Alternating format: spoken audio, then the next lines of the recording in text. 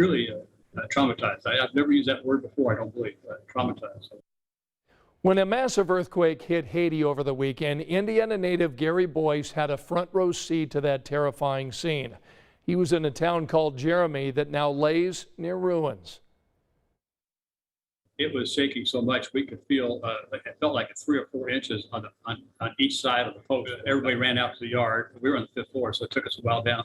So I couldn't believe the building didn't crack or anything, but it didn't. Boyce spends over half his year in Haiti with a nonprofit that he started, bringing technology, electricity, and clean water to school kids. Despite the fear, he says he's staying there, helping out where he can. And he's not the only Hoosier personally impacted by this tragedy. Right now, more than 1,400 people are dead in Haiti. Tropical Storm Grace is looming, threatening to make a humanitarian crisis even worse. It is heart-wrenching, a disaster no matter who you are, but especially for one Indiana family with deep connections to that country.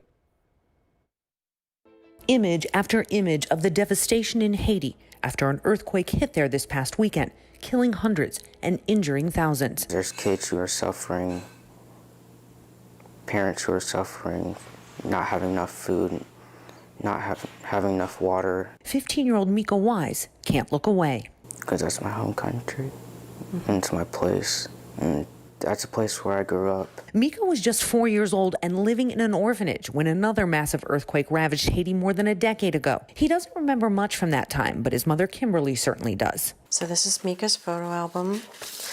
This is the first picture that we ever saw of him when we knew that we were matched up as a family. She and Mika's dad had already adopted him, but had been waiting for more than 2 years for Mika's passport to be processed so they could bring him to the U.S. This is Mika in the orphanage. When the earthquake hit, Mika's parents worked with lawmakers to get him here faster because of the deteriorating conditions. Seeing that, they had another earthquake just brought all that back, and it definitely made me feel such a burden for those parents who are in the same boat that we were, and they waiting for their kids to come home and not knowing where they're at or if they're okay. This is the day that he came home,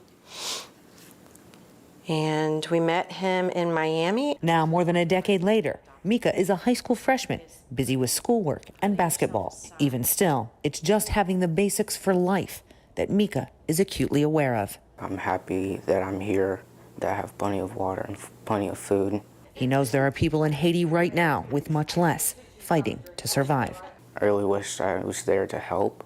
For now, Mika just wants others to pay attention and understand people in his home country are suffering. Like a lot of people don't really see Haiti as important as it is, but I'll try to make it more important.